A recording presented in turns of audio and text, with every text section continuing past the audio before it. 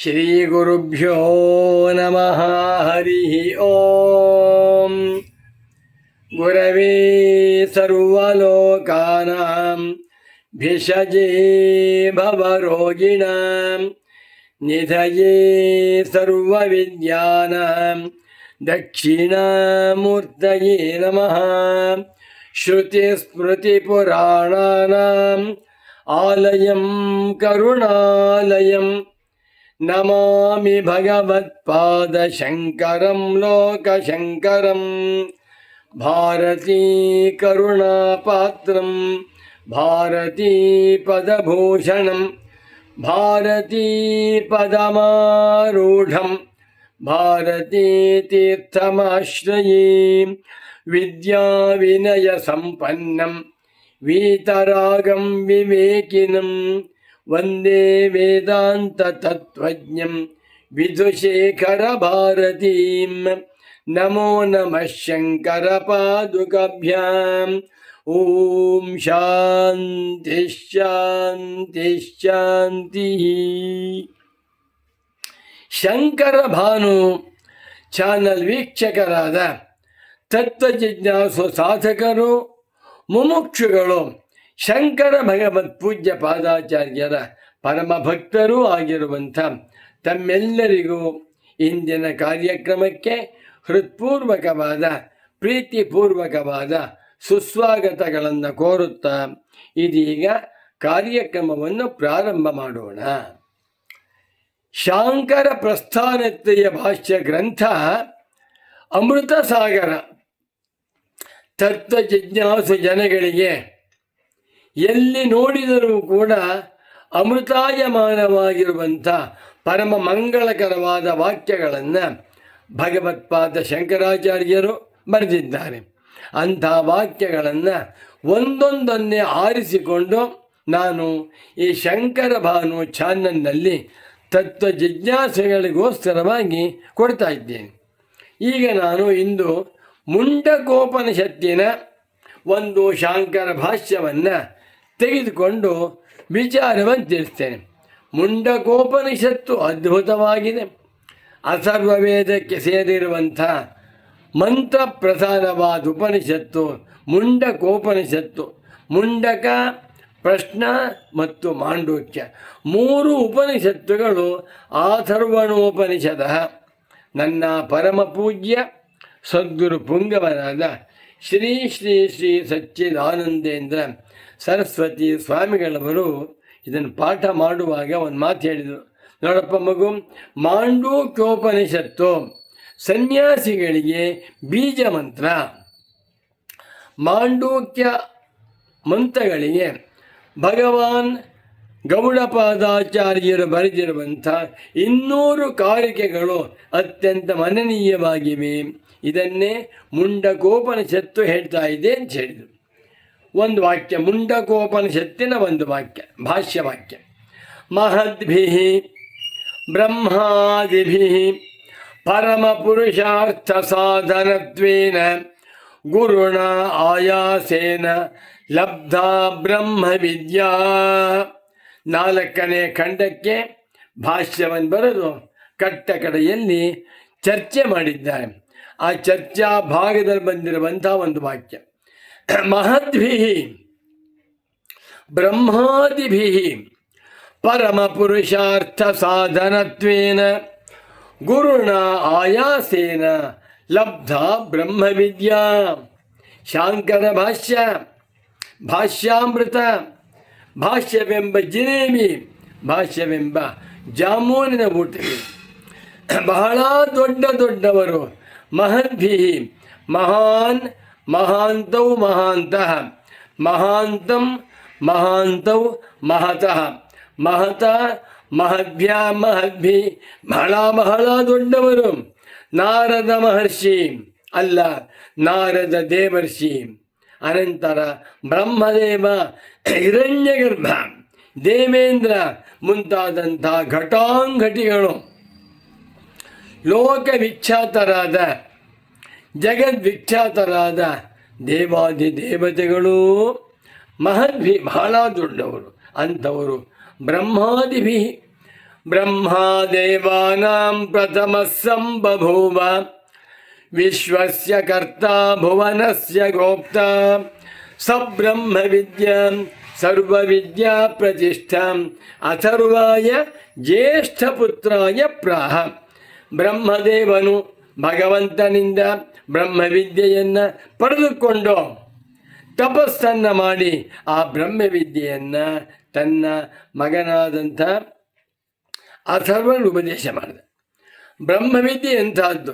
ಸರ್ವವಿದ್ಯಾ ಪ್ರತಿಷ್ಠಾ, ಸರ್ವಾಸಾಂ ವಿದ್ಯಾನಾಂ ಪ್ರತಿಷ್ಠಾಭೂತ ಬ್ರಹ್ಮವಿದ್ಯಾ. ಎಲ್ಲ ವಿದ್ಯೆಗಳಿಗೂ ಆಸ್ಪದವಾದ ಬ್ರಹ್ಮವಿದ್ಯೆ.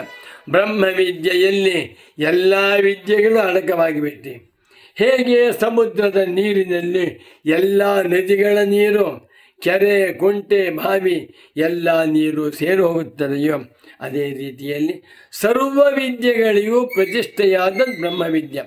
ಇಂಥ ಬ್ರಹ್ಮವಿದ್ಯೆಯನ್ನು ಪಡೆದುಕೊಂಡು ಧನ್ಯರಾಗುವುದಕ್ಕಾಗಿ ದೊಡ್ಡ ದೊಡ್ಡ ಪ್ರಯತ್ನ ಮಾಡಿದ್ದಾರೆ. ಬ್ರಹ್ಮವಿದ್ಯೆ ಯಾಕೆ ಬೇಕು?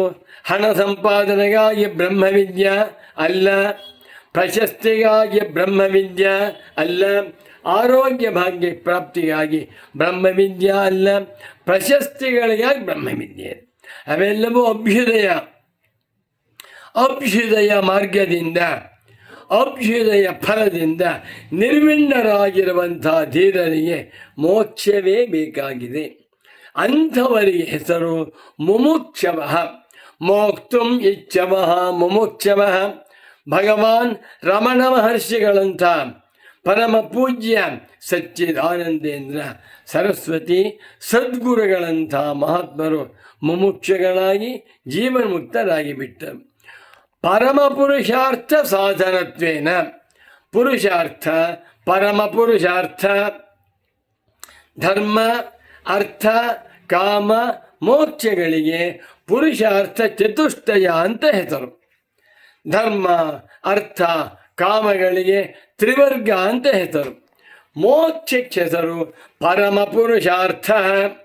ಇಂಥ ಪರಮ ಪುರುಷಾರ್ಥವೆಂಬ ಮೋಕ್ಷಕ್ಕೆ ಸಾಧನ ಬ್ರಹ್ಮಜ್ಞಾನ. ಬ್ರಹ್ಮಜ್ಞಾನದಿಂದಲೇ ಮೋಕ್ಷ ಪ್ರಾಪ್ತಿ, ಬ್ರಹ್ಮವಿದ್ಯೆಯಿಂದಲೇ ಮೋಕ್ಷ ಪ್ರಾಪ್ತಿಯೇ ಹೊರತು ಯಾತರಿಂದಲೂ ಕೋಟಿಗಟ್ಟಲೆ ಸಂಪಾದನೆ ಮಾಡಿರ್ಬೋದು, ಅದರಿಂದ ಮೋಕ್ಷ ಪ್ರಾಪ್ತಿ ಇಲ್ಲ.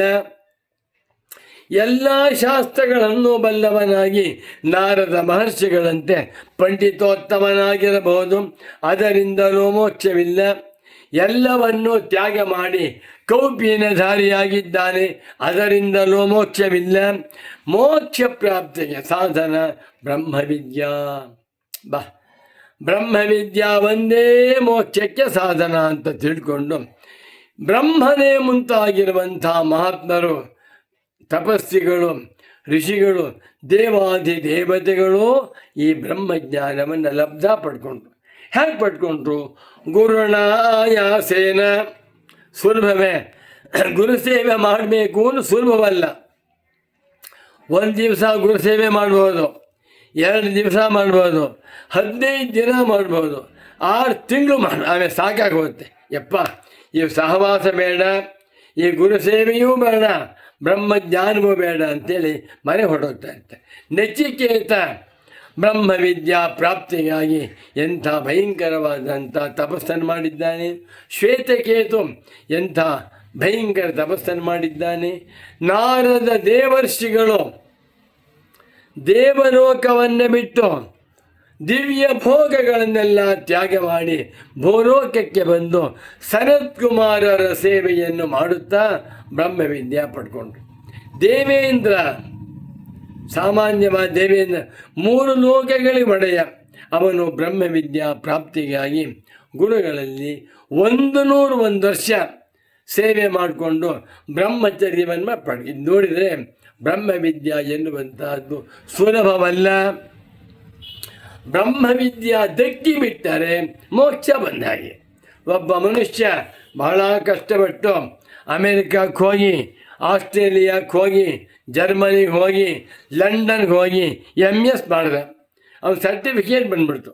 MS ಮಾಡಿದ ಮೇಲೆ ಅವನ ಕೈಗೆ ಸರ್ಟಿಫಿಕೇಟ್ ಬಂತ, ಕೆಲಸ ಗ್ಯಾರಂಟಿ. 1 ತಿಂಗಳಿಗೆ 10 ಲಕ್ಷ ರೂಪಾಯಿ ದುಡಿತಾರೆ. ಅದರಿಂದ ತಪಸ್ಸಿದೆ. ಅದೇ ರೀತಿಯಲ್ಲಿ ಬ್ರಹ್ಮವಿದ್ಯಾ ಪ್ರಾಪ್ತಿಗೆ ತಪಸ್ಸು ಬೇಡವೇ? ಖಂಡಿತ ತಪಸ್ಸು ಬೇಕು. ತದ್ವಿಜ್ಞಾನಾರ್ಥಂ ಸ ಗುರುಮೇವಾಭಿಗಚ್ಚೇತ್. ನಿಮಗೆ ಬ್ರಹ್ಮಜ್ಞಾನ ಬೇಕಾ? ದೇವಸ್ಥಾನಕ್ಕೆ ಹೋಗುವುದು ಬೇಡ, ಬ್ರಹ್ಮಜ್ಞಾನವೇ ಬೇಕಾ? ಬದರಿ, ಕೇದಾರ್, ಹರಿದ್ವಾರ್, ಋಷಿಕೇಶ್, ಕಾಶಿ ಎಲ್ಲಿಗೂ ಹೋಗೋದು ಬೇಡ. ಏನು ಮಾಡಬೇಕು? ಎಲ್ಲಿ ಗುರುವಿದ್ದಾನೆಯೋ ಗುರುವಿನ ಹತ್ರಕ್ಕೆ ಹೋಗು, ನಮಸ್ಕಾರ ಮಾಡು, ವಿನೀತನಾಗಿ ಕೂತ್ಕೋ. ಗುರುಗಳಿಂದ ಉಪದೇಶವನ್ನು ಶ್ರವಣ ಮಾಡುತ್ತಾ ಬ್ರಹ್ಮಜ್ಞಾನವನ್ನು ಹೊಂದಪ್ಪ. ಈ ಕೆಲಸವನ್ನು ಎಲ್ಲರೂ ಮಾಡಿದ್ದಾರೆ. ದೇವೇಂದ್ರನಿಂದ ಪ್ರಾರಂಭ ಮಾಡಿಕೊಂಡು ನಾರದನಂತೆ, ಅನಂತರ ಶ್ವೇತಕೇತುವಂತೆ, ಅನಂತರ ನಚಿಕೇತನಂತೆ, ಅನಂತರ ಅರ್ಜುನನಂತೆ ಮುಂತಾಗಿರುವ ಧೀರರು ಗುರುಣ ಆಯಾಸೇನ, ಹೆಚ್ಚು ಆಯಾಸಪಟ್ಟು, ಸುಲಭವಲ್ಲ. ಗುರುವಿನ ಹತ್ರ 1 ವರ್ಷ ಸೇವೆ ಮಾಡ್ಕೊಂಡಿರು ಅಂದರೆ ಖಂಡಿತ ಸಾಧ್ಯ. ಆ ಗುರುಗಳ ಕೋಪ, ತಾಪ, ಊಟ ನೋಡ್ತಾ ಬಂದ್ಬಿಟ್ರೆ ಅಯ್ಯೋ ಇವೇನಂತ ಗುರು ಅಂತೇಳಿ ಗುರುವಿಗೆ ಸರ್ಟಿಫಿಕೇಟ್ ಹೊಡೋಗ್ತಾ ಇರ್ತಾನೆ. ಆಗಬಾರ್ದು. ಆದ್ದರಿಂದ ಮಹದ್ಭಿ ಬ್ರಹ್ಮಾದಿಭಿ ಪರಮ ಪುರುಷಾರ್ಥ ಸಾಧನತ್ವೇನ ಗುರುಣ ಆಯಾಸೇನ. ಎಂಥ ಹೆಚ್ಚಿನ ಶ್ರಮ, ಹೆಚ್ಚಿನ ಆಯಾಸ. ಅಂಥ ಆಯಾಸದಿಂದ ಬ್ರಹ್ಮವಿದ್ಯೆಯನ್ನು ಅವರು ಪಡೆದುಕೊಂಡಿದ್ದಾರೆ. ಅಂದಮೇಲೆ ನಾವು ವಾರಕ್ಕೊಂದು ದಿವಸ ಉಪನ್ಯಾಸ ಕೇಳ್ತಾ ಇದ್ದ, ಅಯ್ಯೋ ಬ್ರಹ್ಮಜ್ಞಾನವಾಗಲಿಲ್ಲ ಅಂದರೆ ಅಷ್ಟು ಸುಲಭವೇ? ಒಂದು ತಪಸ್ಸು ಬೇಡವೇ? ಖಂಡಿತ ತಪಸ್ಸು ಬೇಕು.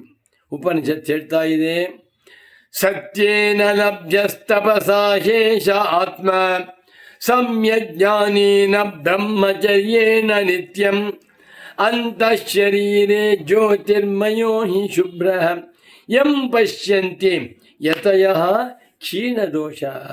ಎಲ್ಲ ತತ್ವಜಿಜ್ಞಾಸು ಸಾಧಕರುಗಳು, ಅದರಲ್ಲೂ ಕೂಡ ತತ್ವಜಿಜ್ಞಾಸುಗಳಾಗಿರುವಂಥ ಸನ್ಯಾಸಿ ಪುಂಗವರು ಎಲ್ಲವನ್ನೂ ಬಿಟ್ಟು ತಪಸ್ಸಿನಂತೆ ಬ್ರಹ್ಮಜ್ಞಾನವನ್ನೇ ಪಡೆದುಕೊಳ್ಳಬೇಕು.